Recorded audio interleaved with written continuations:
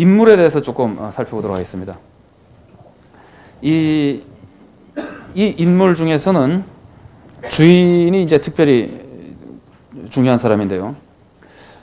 이 주인을 자비로운 사람으로 해석하는 학자들이 들어 있습니다. 그 해석의 역사를 쭉 살펴보면은 훌륭한 학자들 중에서 그런 분들이 있는데, 이 문맥에서 봐서는 주인이 자비로운 사람이라고 보는 것은 올바른 해석 같지가 않아요. 오히려 이 주인은 청지기가 재물을 허비한다는 말을 듣고는 곧바로 불러다가 그 청지기를 해고시키잖아요. 그런데 해고시키는 것도 아주 특별히 악한 방법은 아닙니다. 그 소문만 듣고 해고시키는 거 아니고 불러다가 물어보죠, 그죠? 불러다가 물어보고, 우리가 이런 글을 읽을 때 우리가 해석해야 될 부분 중에 그 하나가 아무 말도 없는 것을 해석을 잘해야 돼요. 그러니까 우리가 사는데도 그렇잖아요. 사람이 말을 안 하면은 왜 말을 안 하는지를 잘못 해석하면 큰일 나죠, 그죠? 좋아서 말을 안 하는 것인지 어이가 없어서 말을 안 하는 것인지 모르면서 잘못하면 실수하는데, 이런 경우도 그 주인이 청지기를 불러다가 이 허비한다는 소문이 들리는데 도대체 무슨 일이냐? 그러니까 청지기가 아무 말도 안 했어요. 왜 안 했을까요? 여러분과 또 어떻게 해석이 됩니까? 예, 할 말이 없어서, 변명할 수가 없어 그런 것이라고 보는 게 자연스럽습니다. 그래서 주인이 물어보고, 우리 말로 표현하면 신문하고 변명할 기회를 주고, 그 다음에 확인된 다음에 이제 해고시켰다고 봐야 되거든요. 그러니까 중요한 것은 주인은 아주 악한 사람도 아니고 아주 뭐 자비로운 사람도 아닙니다. 그러니까 그 상당히 그 지혜로운 사람이라고 볼 수 있습니다. 그래서 이제 그리고 아주 어떤 의미에서 좀 엄격한 사람이고, 그러면서 동시에 이 사람은 상당히 세상적인 사람입니다. 나중에 청지기의 그 지혜에 대해서 칭찬하잖아요. 그런데 청지기는 예수님이 부르기를 불의한 청지기라고 부르거든요. 그러니까 이 청지기가 착한 사람은 아니에요. 청지기는 정말 악한 사람인데, 악한 사람의 세상적인 악한 지혜에 대해서도 그놈 참 대단히 똑똑한 놈이다 하고 칭찬하는 걸 볼 때, 이 주인은 지혜로운 사람, 그 세속적인 사람으로 여기 지금 등장합니다.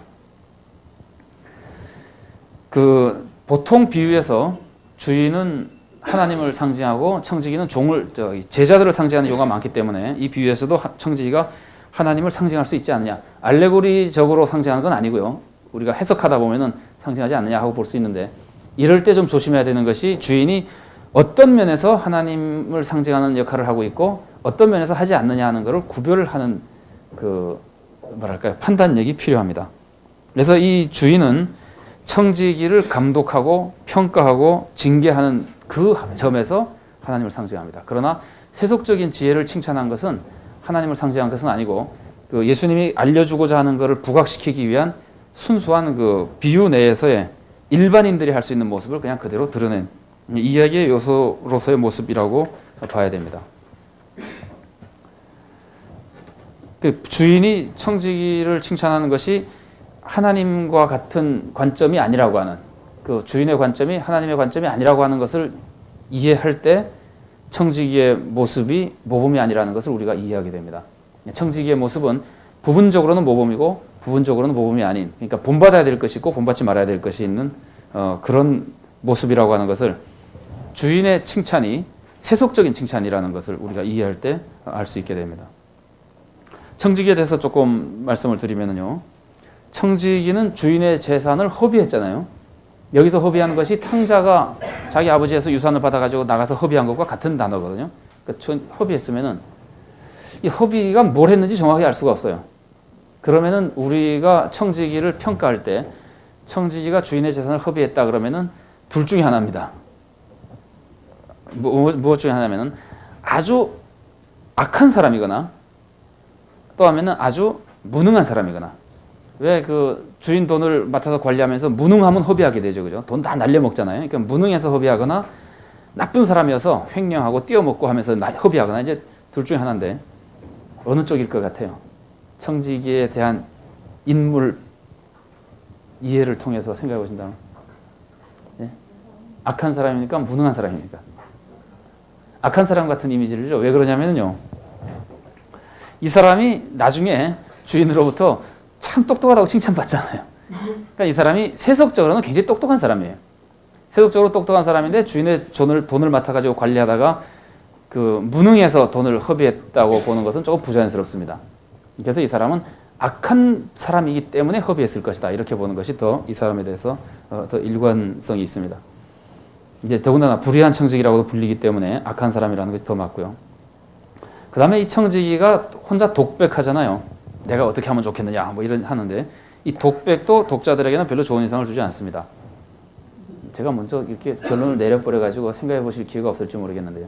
어떠세요? 청지기가 혼자 앉아가지고 주인이 나를 내어줘. 주인이 어떻게 하면 좋겠느냐. 뭐 땅을 파자니 힘이 없고 비료 먹자니 부끄럽구나. 그 얘기를 들을 때 아, 참 불쌍하다.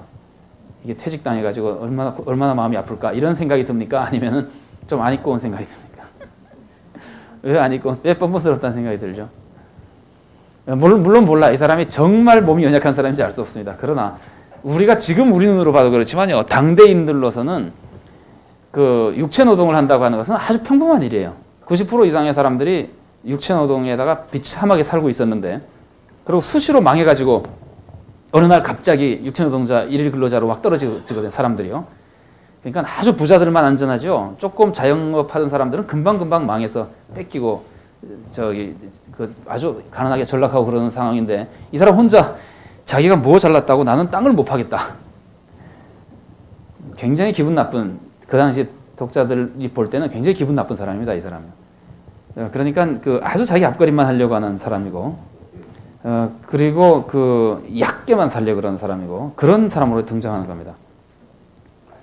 그래서 이 사람이 보여주는 역할이라고 하면은 그 허비한 거에 대해서 징계를 받음으로써 사람이 책임적 존재라고 하는 것을 보여주는데 제가 아까도 말씀드렸습니다. 15장에서는 인간의 책임을 강조하지 않거든요.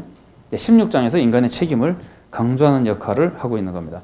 그러면서 특별히 재물과 관련된 것이라고 하는 게 해설이나 이렇게 계속해서 나오기 때문에 우리의 책임 중에 재물 관리의 책임을 강조하는 것이 이 비유의 핵심 메시지입니다. 그러면서 이제 또 한 가지는 이 청지기가 지혜롭게 행동을 하고, 이건 지금 악한 지혜입니다만 행동을 하고 그 지혜에 대해서 칭찬하기 때문에 지혜가 중요하다. 이 청지기에서 뭔가 필요한 것이 배워야 될 것이 있다고 하는 그 이미지를 주는데요. 부정적인 이 사람이 보여준 지혜에는 부정적인 모습과 긍정적인 모습이 있습니다. 부정적인 모습에 대해서는 우리가 본받지 말아야 되는데 부정적인 모습은 우리가 뭐 쉽게 이해하시겠지만 악한 방법으로 그러니까 사기를 쳐서 주인의 돈을 떼어먹어가지고 그러니까 떼어와서 다른 사람을 도와준 것.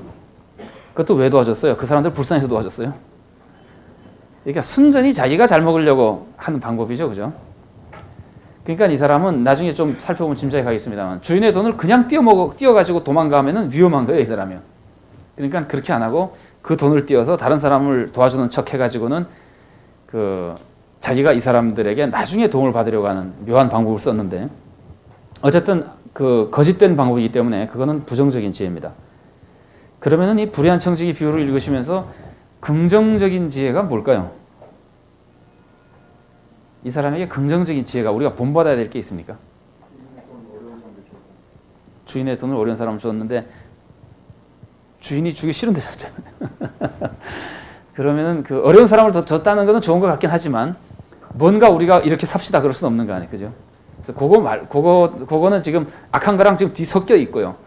순수하게 이 청지기에서 우리가 딱 배워야 될 것이 있습니다. 아주 중요한 것이 있습니다. 네? 친구를 산 거요? 네, 자기의 장래를 염려한 것. 어쩌면 친구를 산 것도 결국은 사는 건 좋은데 악한 방법을 동원했기 때문에 이게 섞여 있거든요.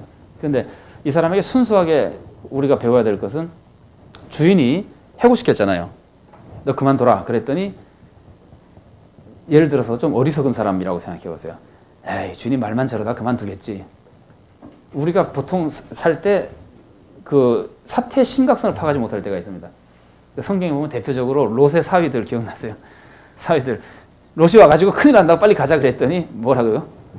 농담으로 여겼더라. 그러니까 이 상황의 심각성을 이해하는 것이 이 종에게 이 청지기에 굉장히 중요한 겁니다. 참고하시면 제가 왜 이걸 강조하냐면요. 여러분 교회에서 설교 많이 하시지만 교회에서 성도님들 보고 여러분 그렇게 부자로 그렇게 살면 위험합니다. 그러면 누가 심각하게 듣습니까? 아무도 심각하게 안 듣죠. 심각하게 말을 안 해서 그런가요? 하여튼 그거 보통 문제가 아니에요. 그런데 이 사람인데 살 거는 주인이 해고다 그러니까 정신이 번쩍 나가지고 우리말로 하자면은 이 사람 집에 가서 편하게 잤어요. 계속해서 어떻게 하면 좋을까 생각하는 거예요. 그러니까 나쁜 방법으로 간 것이 잘못이지 그 주인의 말을 심각하게 듣고 자기 장래를 염려했다고 하는 것이 아주 중요한 이 사람의 우리가 본받아야 될 겁니다. 그러고는 방법이 생각나고 나서 어때요? 천천히 했겠어요? 부랴부랴 했겠어요? 그러면은 우리인데 주는 교훈이 뭡니까? 우리 보고 어떻게 하라는 겁니까? 빨리 뭐 하라는 겁니까? 제가 어디서 그 평신도 몇 분이랑 성역 공부를 하다가 이 얘기를 잠깐 했더니 이거 어떻게 하라는 겁니까? 그랬더니 금방 그러시더라고요. 빨리빨리 나눠줘야 된대. 빨리빨리 이웃에게 구제해야 된대. 이게 사실은 그 심각성을 보여주는 건데 우리도 지금 다 웃으면서 얘기합니다만 이게 보통 심각한 것이 아니에요. 이 청지기에서 배워야 될 것은 이제 그겁니다. 그런데 재밌는 거는 이 청지기에 대한 교훈이 이게 지금 소위 말하는 몇 번 제가 말씀드린 아포티올이라고 하는 얼마나 더라고 하는 그 해석을 우리들에게 제공해 주거든요. 왜 그러냐면은 이 청지기는 뭘 준비하는 거예요? 이 청지기는 자기의 장래를 준비하는데 그 장래가 얼마 동안이나 효과가 있는 장래입니까? 잠깐이잖아요. 뭐 해봐야 10년, 20년. 10년, 20년을 어떻게 잘 살아보려고 밤잠을 안 자고 고생하면서 지금 막 열심히 지금 머리를 짜내가지고 행동하고 활동하고 그러는데 우리는 무슨 장래를 준비하는 겁니까? 우리는 영생을 준비하는 거 아니에요. 그러니까 하물며가 나오는 겁니다. 이 세상에서 잠깐 살 집 하나를 마련하기 위해서도 이 사람이 이렇게 애를 쓰는데 영생을 예비하는 당신들이 그렇게 준비 안 해서 되겠습니까? 하는 메시지가 이제 이 안에 들어있는 겁니다.